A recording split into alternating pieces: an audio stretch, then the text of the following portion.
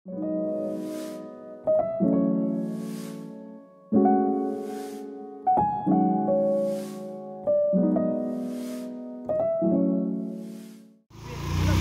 কি কি পড়ে গেল দেখি আগে। গোপ্রোটা পড়ে গিয়েছিল, পাওয়ার ব্যাংক পড়ে গিয়েছে, ড্রোনটা আপাতত টিকে আছে, আর গোপ্রো স্ট্যান্ডটা পড়ে গিয়েছে। একদম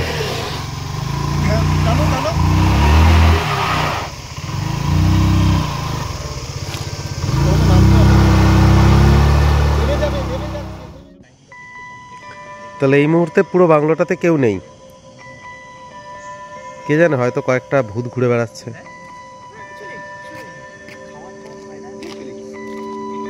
রাজা, আজকে আমরা সবাই রাজা। ও আরেকটা জিনিস, এটা হচ্ছে কাশি।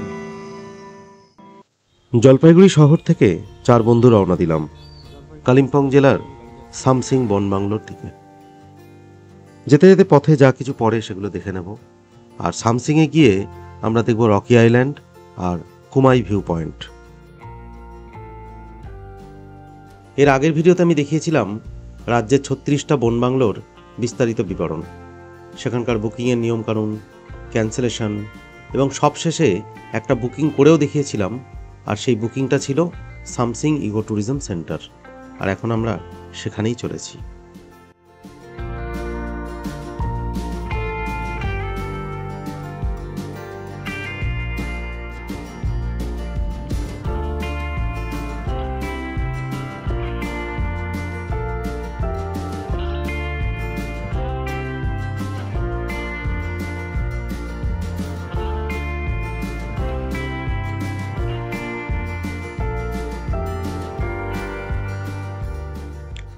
শহর থেকে আমরা এলাম 27 নম্বর জাতীয় সড়কে। বাঁদিকে 45 কিলোমিটার মতো রাস্তা গেলে শিলিগুড়ি শহর, আর ডান দিকে এখন আমরা যাব। এই রাস্তায় সোজা 100 কিলোমিটার গেলে নিউ আলিপুরদুয়ার। শ্রাবণ মাসে সর্বত্র এখন জল ঢালায় ব্যস্ত মানুষ। নারী পুরুষ নির্বিশেষে খালি পায়ে, হেঁটে কিংবা বাইকে বা অন্য কোনো যানবাহনে করে চলেছে বাবার মাথায় জল ঢালতে। আর আমরা চলেছি লোকালয় থেকে অনেক দূরে, জঙ্গলের মধ্যে রাত কাটাতে।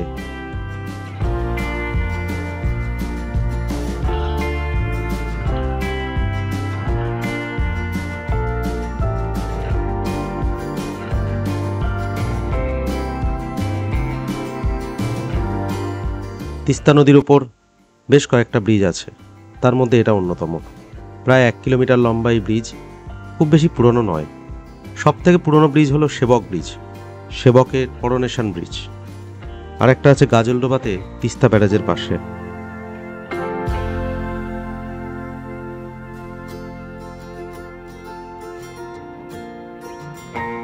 তিস্তা ব্রিজ পেরিয়ে আমরা এখন দোমোহানি হয়ে লাটাগুড়ি, বাতাবাড়ি, চালসা, মাতেলি হয়ে সামসিং পৌঁছাবো।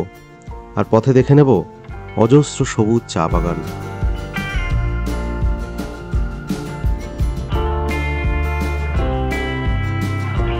এখানে দুটো লাইন পাশাপাশি গিয়েছে। সামনে আমরা দেখতে পাচ্ছি এটা হলো পদাতিক এক্সপ্রেসের লাইন। এটা মাথাভাঙা, নিউ কোচবিহার হয়ে নিউ আলিপুরদুয়ার পর্যন্ত গিয়েছে। আর এর ঠিক পরেই যে লাইনটা আছে ওটা হলো নর্থ ইস্টের দিকে যাওয়ার মেন লাইন।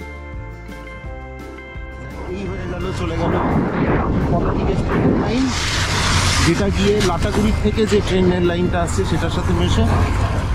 আর সামনে যে রেল লাইনটা দেখতে পাচ্ছেন, এই সামনের রেল লাইনটা হচ্ছে নর্থ ইস্টে যাওয়ার মেন লাইন। এই মেন লাইন ধরেই নর্থ ইস্টের দিকে কাঞ্চনজঙ্ঘা বা আর সমস্ত ডিব্রুগড় থেকে যে সমস্ত রাজধানী এক্সপ্রেস সব আছে, সব এই লাইনে দিয়ে যায়।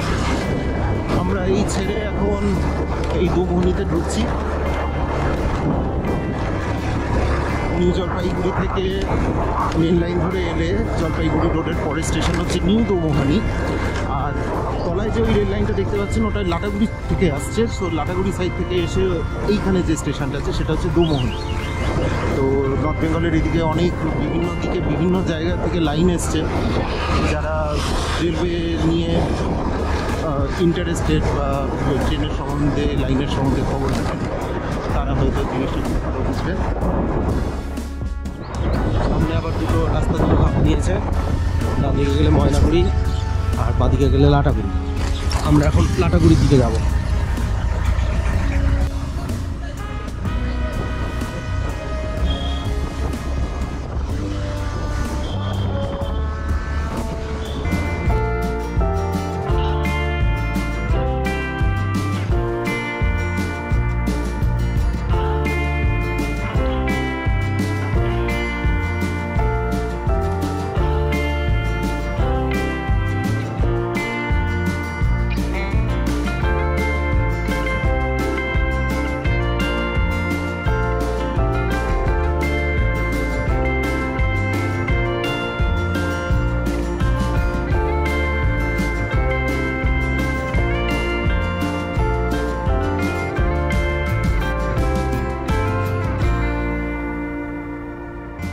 জলপাইগুড়ি থেকে মিনিট 50-এ চলে এলাম লাটাগুড়ি। এখানে অজস্র বেসরকারি লজ হোটেল আছে, তবে 5টা WBFDC এর বাংলো আছে, যেগুলোতে আমি ভবিষ্যতে থাকার চেষ্টা করব। যার মধ্যে 2টো আছে লাটাগুড়িতেই, আর 3টে এই গরুমারা ন্যাশনাল পার্কের বিভিন্ন দিকে ছড়িয়ে আছে। এই 5টা WBFDCর বন বাংলোর পূর্ণ বিবরণ আমার WBFDC ভিডিওতে দেওয়া আছে, তার লিঙ্ক আমি উপরে দিয়ে দিলাম।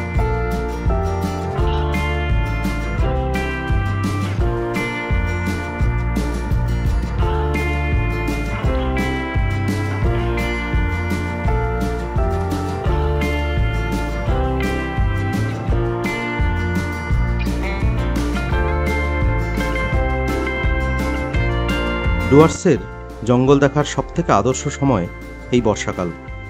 চারিদিকে ঘন সবুজ, যদিও জঙ্গলের ভিতরে এই সময় প্রবেশের অনুমতি নেই। বর্ষায় 15ই সেপ্টেম্বর পর্যন্ত বন্ধ থাকে, শুধুমাত্র মেদলাবাড়ি ওয়াচ টাওয়ারটা খোলা থাকে। তবে জীবজন্তু দেখা না গেলেও জঙ্গলের নিজস্ব যে রূপ, তা বর্ষাতেই সবথেকে ভালো উপভোগ করা যায়।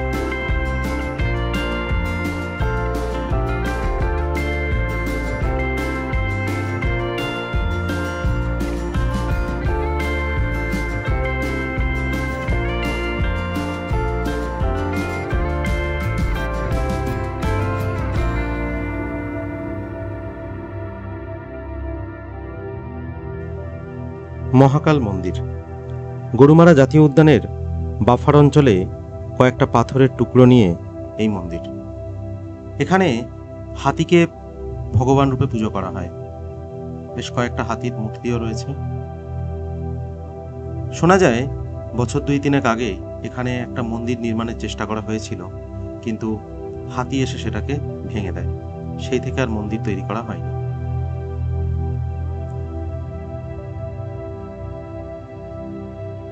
মন্দিরের পিছন দিকে একটা জলের ছোট স্রোত আছে, যেটা বর্ষাকাল বলে বেশ ভালো মতোই বোঝা যাচ্ছে এবং অনেকটা জলপ্রপাত টাইপের দেখতে লাগছে। এই মন্দির এইখানে সব ঝর্ণা আছে।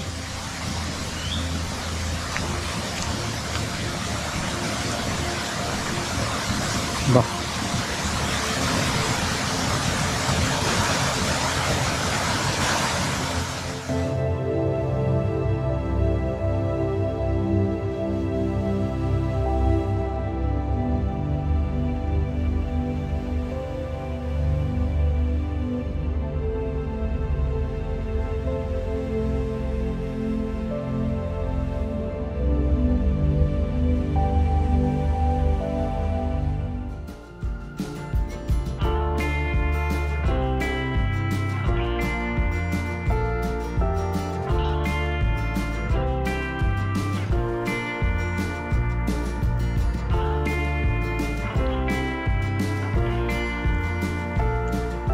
গরুমারা জঙ্গলের সীমানা পেরোতেই শুরু হয়ে গেল চা বাগান। দুপাশে যতদূর চোখ যায় শুধু চা গাছ। চা বাগান বললেই পাহাড়ের ঢালে চা গাছের সারি, এই ধারণাকে ভ্রান্ত করে দিল সমতলের এই চা বাগান। যেরকম দক্ষিণবঙ্গে ধানের ক্ষেত, সেরকম ডুয়ার্সের চা বাগান।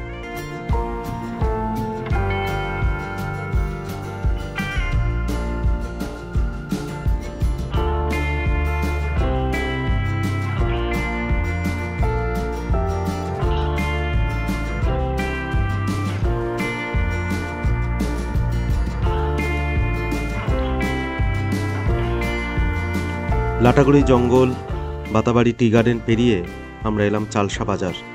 এখান থেকে এখন আমরা বাদিকের রাস্তাটা নেব। চালসা ইউথ হোস্টেল, আমরা চালসা বাজার থেকে এলাম, তাই তো? হ্যাঁ, চালসা থেকে আমরা এই রাস্তা থেকে এলাম, আর এইটা দিয়ে এখন উপরে সোজা চলে যাবো। আর মালবাজারের দিকে যাচ্ছি না, না এই নিচেরটা মালবাজার, আর উপরেরটা দিয়ে সোজা চলে গেলে আমরা সোজা চলে যাবো সামসিং। আর এই রাস্তাটা আস্তে আস্তে উপরে উঠছে। ডব্লিউএফডিসির মতন রাজ্যের ক্রীড়া ও যুব কল্যাণ দপ্তর দ্বারা পরিচালিত থাকার জায়গা ইউথ হোস্টেল। 200 টাকার ডরমিটরি থেকে 2000 টাকার ভিভিআইপি রুম পর্যন্ত এখানে থাকার ব্যবস্থা আছে। রাজ্যের সব ইউথ হোস্টেলের বিস্তারিত বিবরণ নিয়ে আমি একটা ভিডিও খুব তাড়াতাড়ি বানাবো।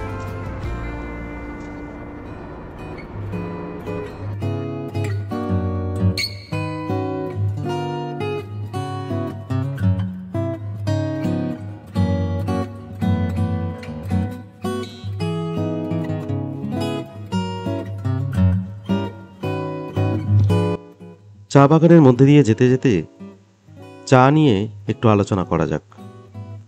চা বাগান বললেই প্রথমেই যেটা চোখে ভাসে তা হলো পাহাড়ের ধাপে ধাপে সমান লেভেলে চা গাছের সারি। কিন্তু সব চা গাছে সবসময় একই রকমের চা হয় না। বছরের ঋতু অনুযায়ী চায়ের টেস্ট তৈরি হয়, একে ফ্লাশ বলা হয়। ফার্স্ট ফ্লাশ ফেব্রুয়ারি মাঝামাঝি থেকে এপ্রিল পর্যন্ত সময় তৈরি হয়। সব থেকে ডিম্যান্ড যে চা, স্বাদ গন্ধ সব দিক থেকে দামি, দার্জিলিংয়ের পাতা চা যা খুব হালকা ধরনের হয়, তা সবই first flush. Second flush May June মাসের দিকে হয়, যেখানে রোদ লাগে কিন্তু বৃষ্টিটা অতটা লাগে না। বর্ষা শুরুর আগেই এই চা পাতাটা তুলে নেওয়া হয়। এই চায়ের টেস্টটা একটু কড়া হয়। মনসুন ফ্লাশ সেপ্টেম্বরের বর্ষায় পাওয়া যায়। প্রচুর বৃষ্টি ও আর্দ্রতার ফলে চা পাতার কোয়ালিটি খুব একটা ভালো হয় না। থার্ড ফ্লাশকে অটম ফ্লাশ বলা হয়।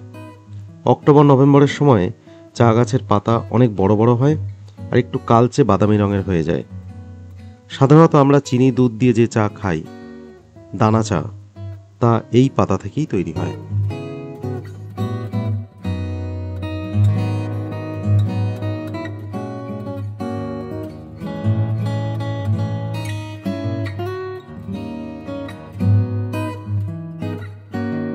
আমাদের বুকিং করা বাংলোতে যাওয়ার আগে আমরা চললাম সামসিং ভিউ পয়েন্ট দেখতে। যে কোনো জায়গার ভিউ পয়েন্ট মানে একটা করে আই লাভ লেখা।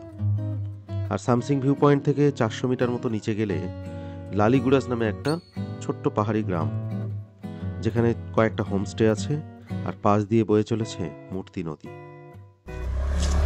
এই রাস্তাটির থেকে আমরা বাঁ দিকে এবার লালিগোরাসের দিকে যাচ্ছি, যেটা কিনা লালিগোরাস ভিউ পয়েন্ট নামে পরিচিত, যেখানে আই লাভ সামসিং লেখা আছে। আমরা এবার লালিগোরাসের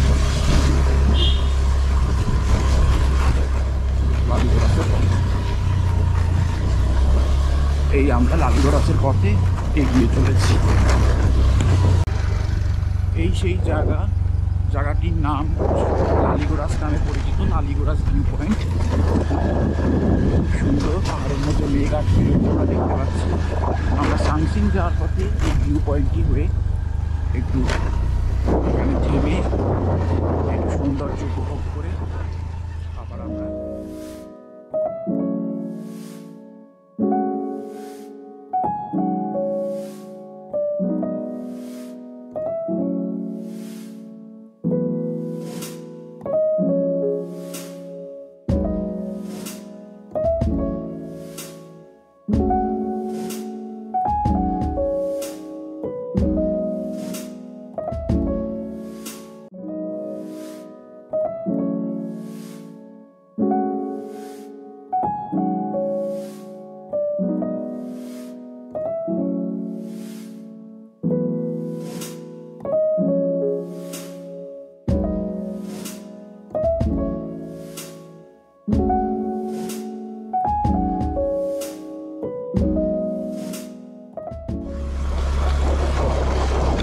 সামসিং ভিউ পয়েন্ট থেকে আরও প্রায় 6 কিলোমিটার মতো রাস্তা।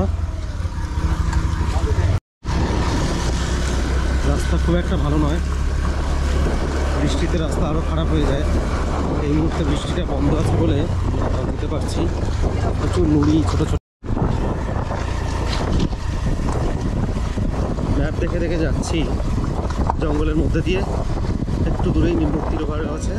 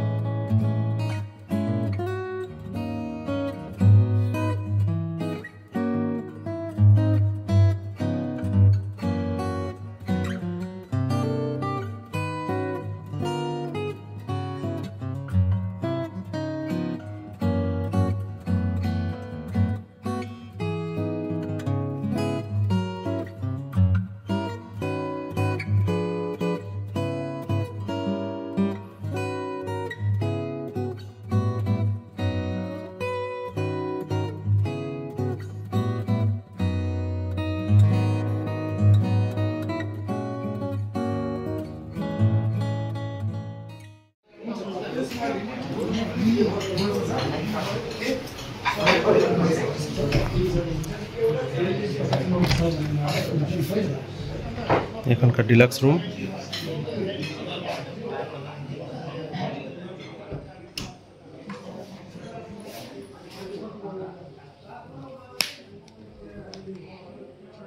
Forest development corporation limited.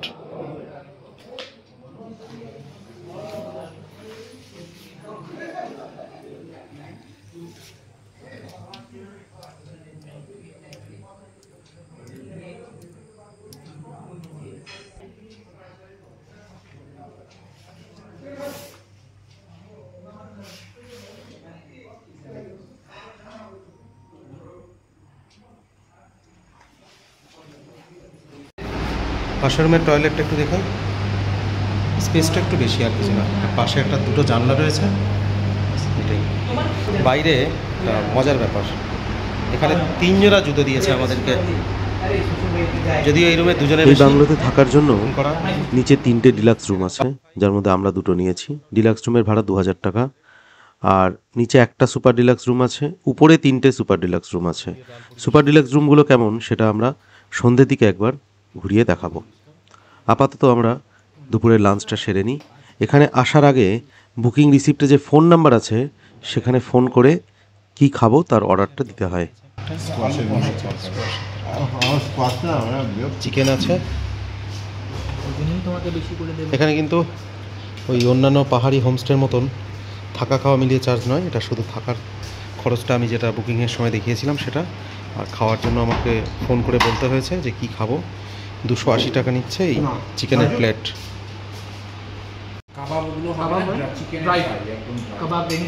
দুপুরের খাওয়া শেষ করেই আমরা বেরিয়ে পড়লাম রকি আইল্যান্ড দেখতে। সামসিং থেকে 5.5 কিলোমিটারের মতো রাস্তা, কিন্তু পুরোটাই নুড়ি বিছানো রাস্তা। বর্ষার পরে রাস্তার অবস্থা খুব খারাপ হয়ে যায়। আমাদেরকে অতি সাবধানে এই রাস্তাটা পার হতে হবে।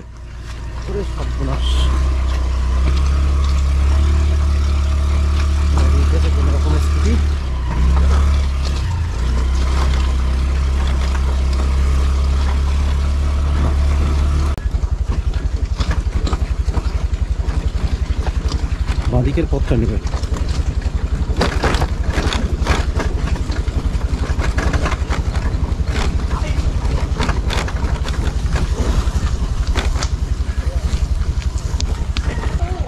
শুধু নদী বিছানো রাস্তা, পাহাড়ের ফাঁকে মেঘ জমে আছে, ঘন জঙ্গল।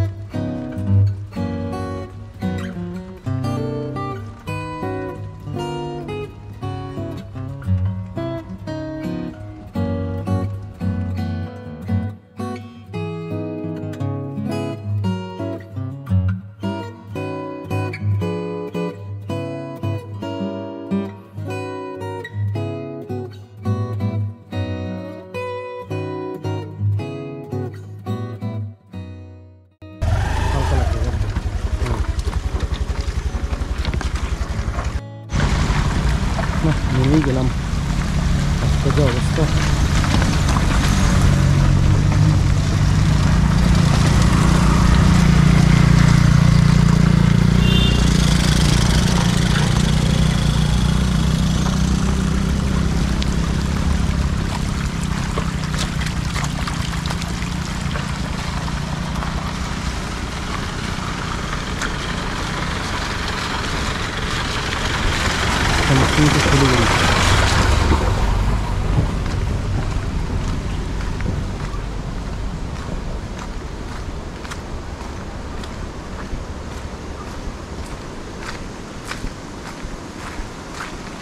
নিচ থেকে জলের আওয়াজ আসছে।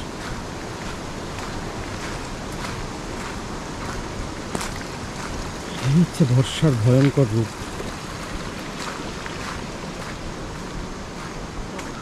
চারদিক পুরো সবুজ, আবার রাস্তায় একটু সমস্যা, সব কিছু তো থাকবেই। চলো,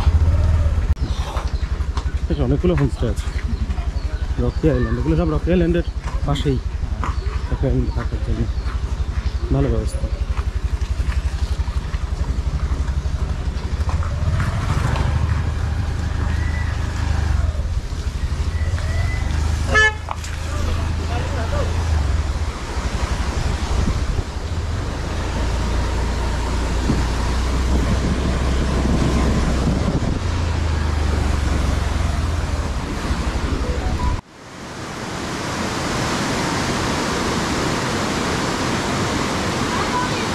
ভালোই ঢেউ আছে।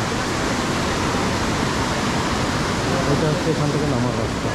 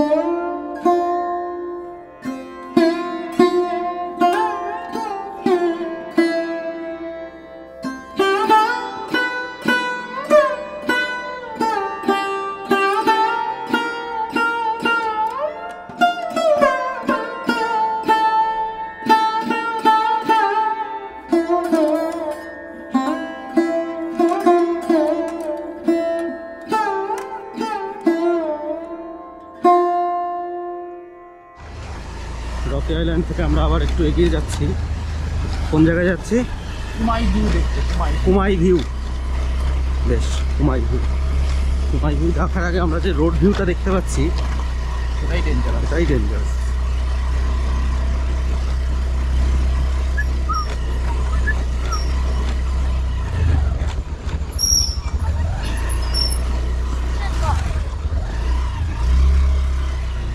আমন্ত্রণ হোটেল, রকি আইল্যান্ড। হ্যাঁ, নামটা সার্থক, রকি আছে বটে।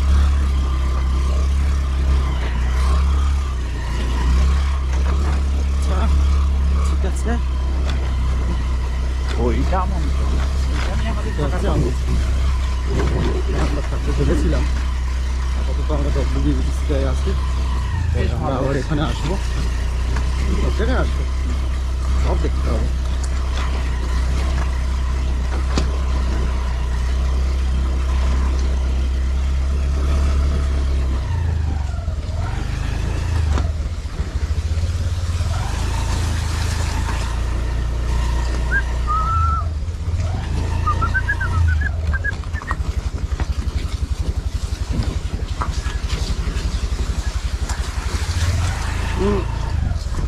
পড়েছো মাঝখানে একদম।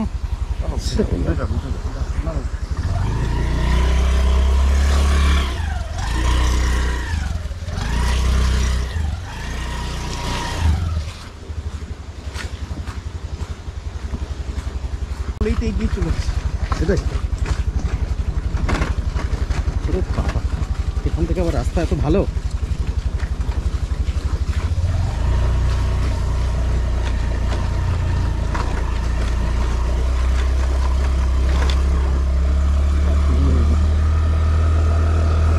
বাহ।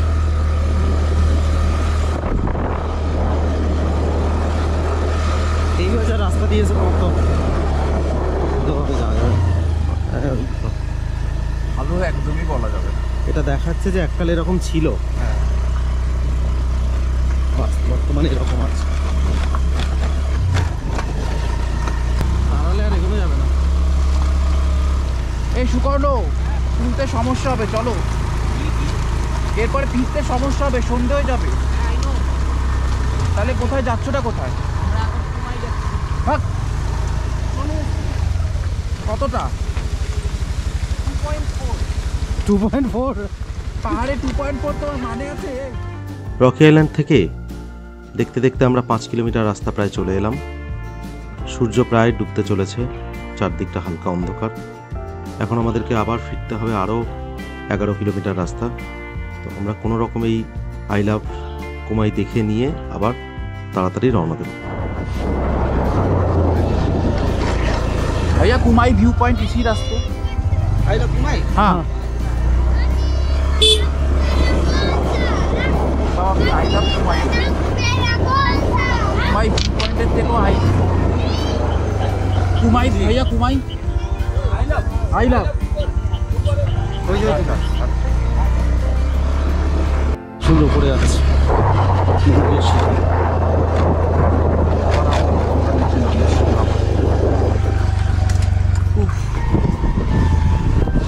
শিব মন্দির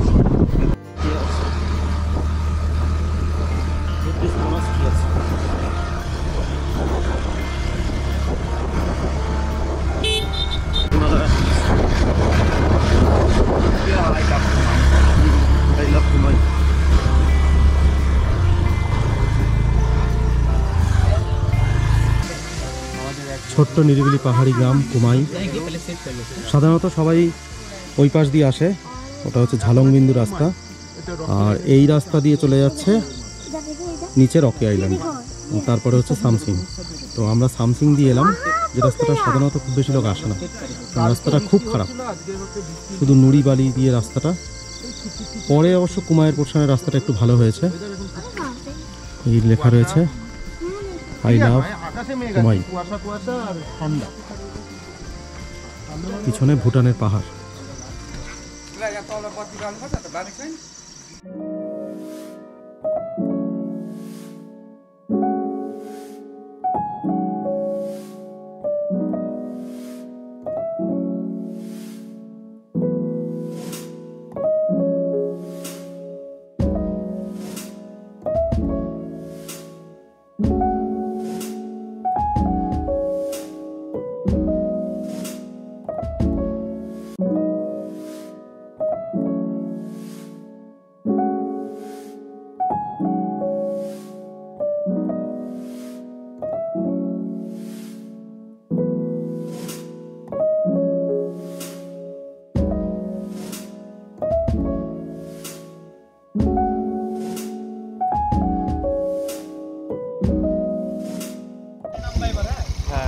এই জায়গাটাই হচ্ছে এক্ষুনি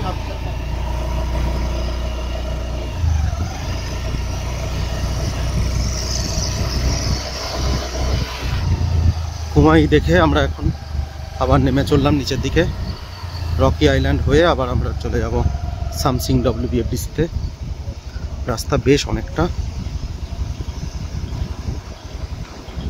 আলো নেই, শুধুমাত্র স্কুটির আলোই ভরসা এখন আমাদের।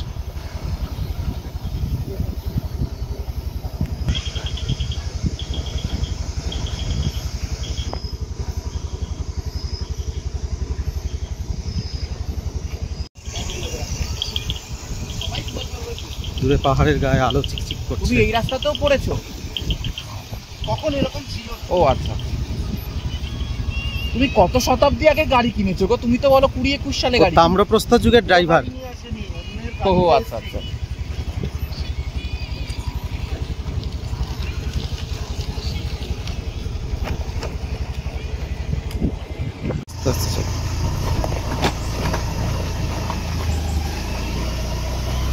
কুমাইয়ের রাস্তা শেষ হলো, আমরা এবার রকি আইল্যান্ডের রাস্তা ধরলাম।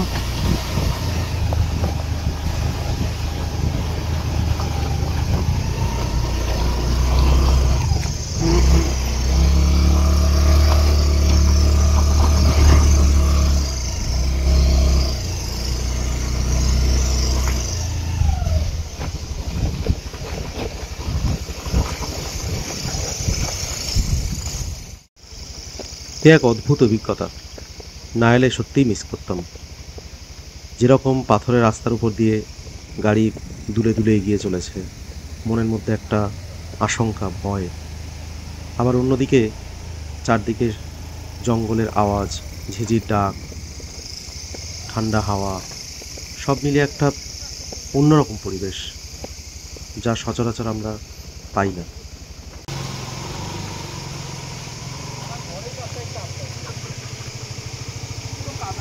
দাঁড়াও, আমার কি কি পড়ে গেল দেখি আগে। গোপ্রোটা পড়ে গিয়েছিল, পাওয়ার ব্যাংক পড়ে গিয়েছে, ড্রোনটা আপাতত টিকে আছে, আর গোপ্রো স্ট্যান্ডটা পড়ে গিয়েছে। এক মিনিট।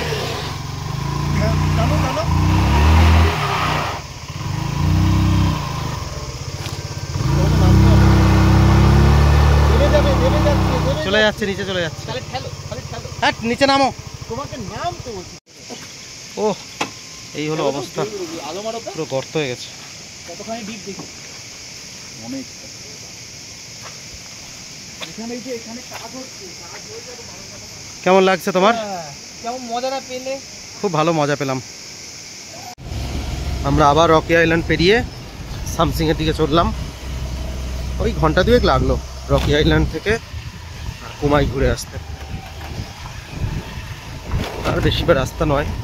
কিন্তু একটাই সমস্যাই রক ব্যাপারটা, রকি আইল্যান্ডে রক। হ্যাঁ, রকি আইল্যান্ডের রক, এটাই একটু সমস্যা। তবে এখানে আসতে গেলে এই বর্ষাতেই আসতে হবে। এই ডান দিক দিয়ে একটা স্পট আছে, ডান দিক দিয়ে ওপরে। হ্যাঁ, এখান দিয়ে একটা হোমস্টেও আছে, অফবিট ডেস্টিনেশন। রাতের আলোয় হোমস্টেগুলো বেশ লাগে। জঙ্গল বুক, অর্কিড হোমস্টে।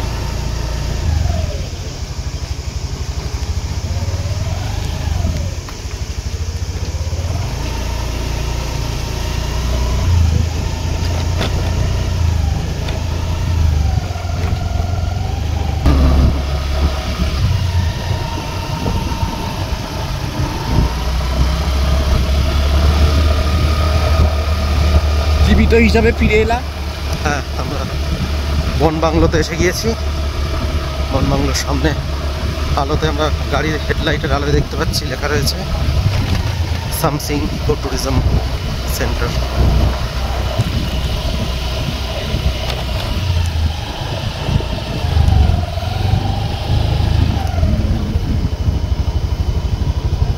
যাক, গেট খুলে রেখেছে, এই ভালো।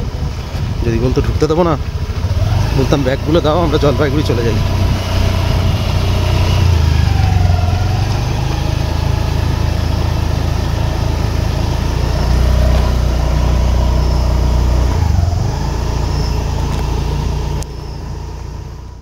সন্ধেবেলায় বাংলোতে ফিরে দেখলাম আমাদের জন্য খাওয়ার ব্যবস্থা রেখে দিয়েছে। আমরা রাতে যেরকম খেতে চেয়েছি, শুধু রুটিটা হয়নি। খাওয়াটা আমি পরে দেখাচ্ছি। আপাতত আমরা ওপরের রুমগুলো একটু ঘুরিয়ে দেখাবো, সুপার ডিলাক্স রুমগুলো কিরকম হয়। আর উপরের বারান্দাটা খুব সুন্দর। এটা আরেকটা খাট, এটা অন কর না, এই যে বাড়ি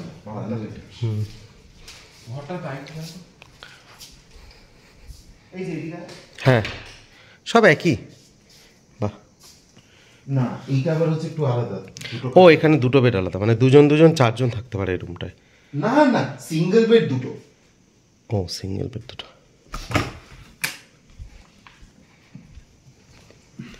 বারান্দাটা খুব সুন্দর। দেখো তো বারান্দা থেকে হাতি টাতি দেখা যাচ্ছে কিনা। হ্যাঁ, এটাই বাকি। দারুণ না, খুব সুন্দর জায়গা। এখান থেকে রকি আইল্যান্ডের যে জলের আওয়াজটা পাওয়া যাচ্ছে। অ্যাকচুয়ালি এই যে আলোগুলো না, এই আলোগুলো নেওয়ানোর ব্যবস্থা করতে হবে। না, এই আলোটা জ্বালা আছে বলে এখানে পশুরা খুব তাড়াতাড়ি আসবে না। আসছে না, কিন্তু আলোটা নেওয়ানো থাকলে না মানে একটা মানে নেচারের হ্যাঁ, সেটা ফিল পাওয়া যেত। সেটা নিচ থেকে আমি অফ করে দেবো। কিন্তু আমরা 4 জন আছি তাই ভালো, যদি আমি একা আসতাম তাহলে তো খুব চাপ হয়ে যেত। তার মানে বোঝা যাচ্ছে কোনো WBFDC প্রপার্টিতে একা একা আমি আর যাওয়ার আর চিন্তা ভাবনা করবো না। একা একা না, এটা শীতকালে যায় পুরো চকাচক। হ্যাঁ হ্যাঁ হ্যাঁ, সেটাই। পুজোর সময় আসো পুরো পুজোর সময় পুরো ভর্তি থাকবে। লেপারটা কিন্তু চড়তে পারে, জানো তো? না, এখানকার লেপাররা অত ভয় পায় মানুষ দেখলে। খুব ভালো, খুব ভালো। পাশেই স্টাফ কোয়ার্টার আছে, ওরা ওখানেই আছে। এবং ওরা জানেও যে আমরা এখানে উপরে আছি। হ্যাঁ হ্যাঁ, সেটাই সেটাই। না, ওরা হয়তো আমাদের জন্যই এটা রেখে গেছে, জানমের জন্য না, যে এরা বারান্দায় মানে বসবে। ব্যাপারটা হচ্ছে কি, এই বারান্দাটা হচ্ছে তুমি দেখো কারোর ঘরের ভেতরের প্রপার্টি, মানে বারান্দা ইজ ওপেন ফর অল। আর ডিলাক্স আর সুপার ডিলাক্সের মধ্যে এমন কোনো ডিফারেন্স নেই যে কেউ ডিলাক্সের সুপার ডিলাক্সে এসে ঘুমাবে, হচ্ছে ব্যাপার। অত কারোর ইচ্ছা নেই। এখানে বউকে নিয়ে আসাই যায়। কিন্তু তোমাকে খুব ভালো জায়গা, এখানে খুব সুন্দর। দেয়ালে যে কাজগুলো রয়েছে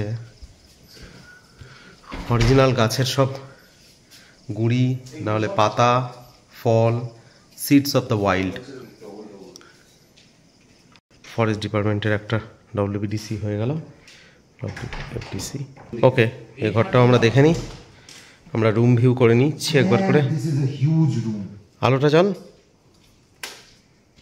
ওয়াও এটা বিশাল বড়।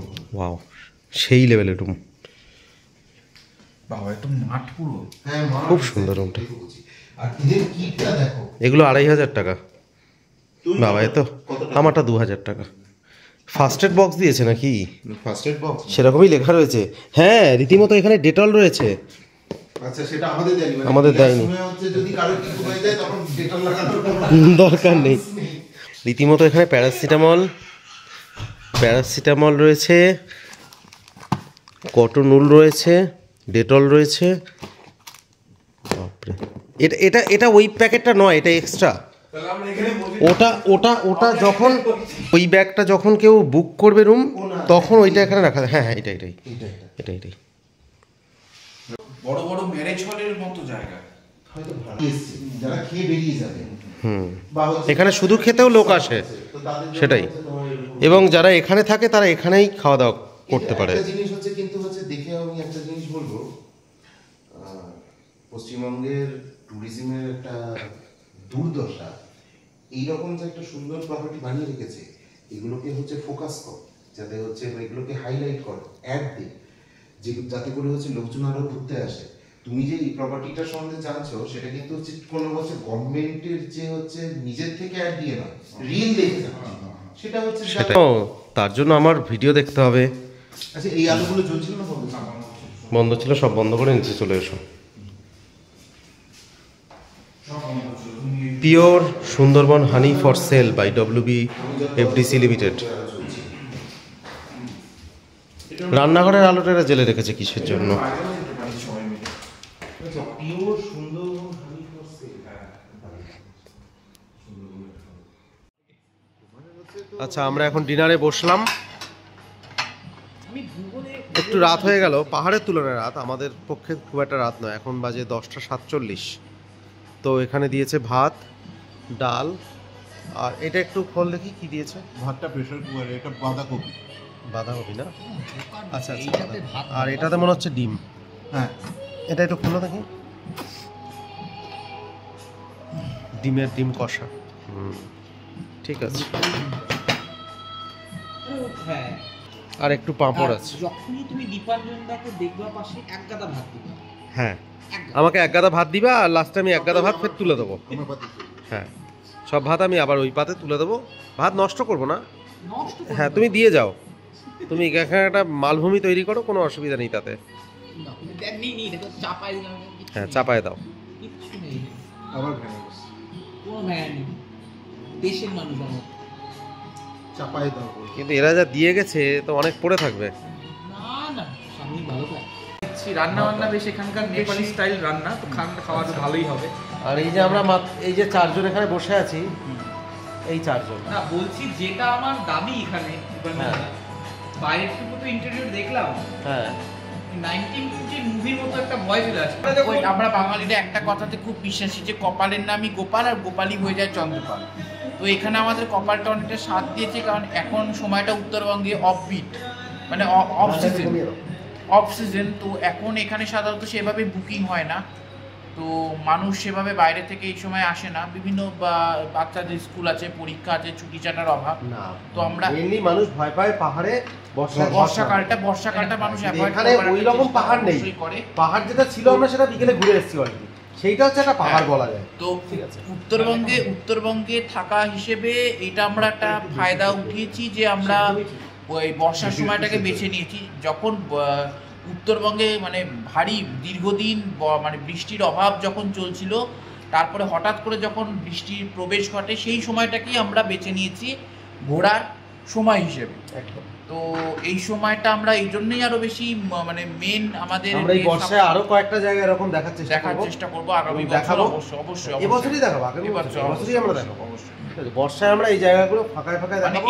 এটা আমার মনে হয় যে মানে খুব কম লোকেরই এটা মানে পাওনা হয়েছে যে এরকম একটা মানে ক্রাইসিস জায়গায়, যেখানে কিনা বুকিং পাওয়া মানে সরকারি বাংলোতে, সরকারি বড় বাংলোতে, যেটা কিনা বুকিং পাওয়াই যেখানে অসম্ভব হয়ে ওঠে, সেখানে নিচে 4টে উপরে 3টে, 7টা রুম, সেখানে 7টা রুমের মালিক আজকে আমরা এই 4 জন। মানে আমরা চাইলে উপরেও যেতে পারি, হ্যাঁ, কিন্তু আমাদের সেটা আমরা যাব না, আমরা নিজেদের রুমে থাকবো। তো এই ব্যাপার। আর এখানের ব্যবস্থাপনাও খুব ভালো। আমরা যেমন দুপুরের লাঞ্চে যেমন আমরা চিকেন খেয়েছিলাম, তো আমরা যথারীতি আবদার করি যে রাতে রুটির কোনো, তো ওনাদের একটু অসুবিধা থাকাতে রুটিটা হচ্ছে না, কিন্তু পর্যাপ্ত পরিমাণ ভাতের সাথে ডিমের কারি রয়েছে এবং যথেষ্ট মানে জিভে লেগে থাকার মতো রান্না, তাই তো অভিষেক স্যার? হ্যাঁ, খুবই ভালো। অভিষেক স্যার এখন বাঁধাকপি আর ডালটাকে বেছে নিয়েছে। হ্যাঁ, এত সুন্দর বাঁধাকপি, আমরা সবসময় বাঁধাকপি খেয়ে থাকি। চলো আমরা খাই, এবার খাওয়ার দিকে মনোযোগ দিই। ঠিক আছে। অভিজ্ঞতার উপর অভিজ্ঞতা, হঠাৎ করে চারদিক অন্ধকার, খাচ্ছিলাম আমরা, খাওয়া প্রায় শেষের দিকে লোডশেডিং হয়ে গেল। তাহলে এই লাইটটা কিসে জ্বলছে? ব্যাটারিতে। আর এরা রান্নাঘরে আলোটা জ্বেলে রেখে গেছে। তাহলে আমাদের রুমের কি আলো জ্বলছে? রুমের আলো দেখা যাচ্ছে জ্বলছে। যদি ইনভার্টারের সাপ্লাইটা খুব ভালো, তাহলে এটাও আমাদের একটা এক্সপেরিমেন্ট হয়ে গেল। এসিটাকে অন রাখছিলাম, ঠান্ডা আছে। হ্যাঁ, এসি যা অন আছে তাতে হয়ে যাবে।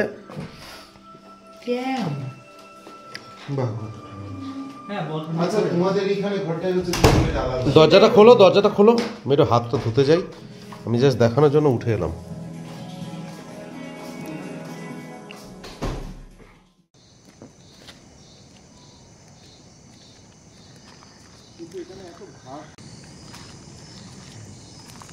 রাত্রিবেলা একটু হাঁটতে বেরোলাম।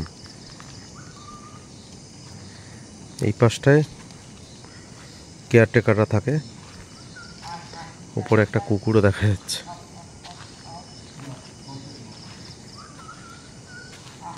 আমরা এই রিসর্টের মধ্যেই ঘোরাঘুরি করব, কারণ এই সামসিংয়ের জঙ্গলে বাইরে কোথায় লেপার্ড বেরোয় না হাতি বেরোয় বলা খুব মুশকিল, তাই সেই রিস্কটা নেব না। থাক, আর ডেকে লাভ নেই রাত্রিবেলায়।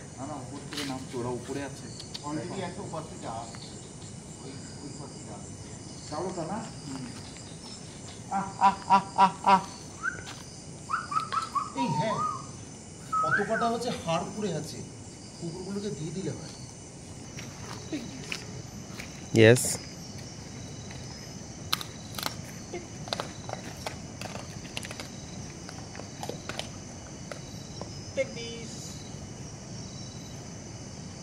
রাত 11টার সময় তুমি এই করছো? হ্যাঁ,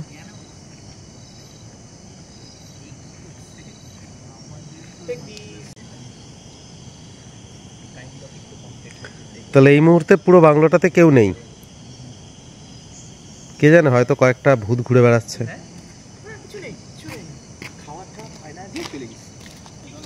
রাজা, আজকে আমরা সবাই রাজা। ও আরেকটা জিনিস, ওইটার হচ্ছে ইয়েটা হচ্ছে কাঁচনি না, হচ্ছে পর্দাটা সরানো। আচ্ছা, কাজ আছে, কাজ। ওই পাশেরটাও সেম লাগছে, একই রকম লাগছে, ওগুলো কালো লাগছে না। ভালো জায়গা। ভালো জায়গা, এই প্রপার্টিটা আমন্ত্রণ যেখানে সেখানে হলে খুব ভালো। রকি আইল্যান্ডের কাছে।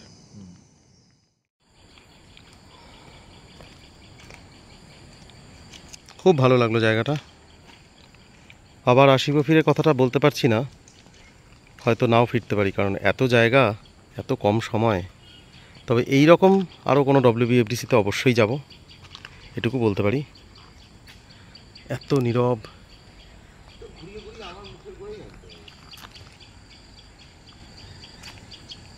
শুধু পাখির ডাক।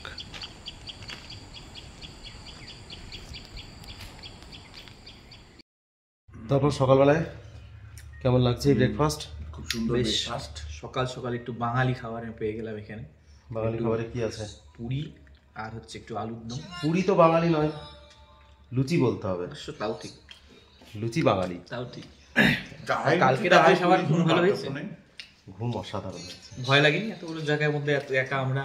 ভয় লাগছিল, শুনলাম বাইরে নাকি একটা ভাল্লুক একবার এই সোফায়, একবার ওই ঘরে খাটে, একবার এইখানে ওখানে ঘুরে বেড়াচ্ছে। এই ভাল্লুক সাকিব ভালো চেনেন। হ্যাঁ, এটা কি ঠিক? অবশ্যই ঠিক।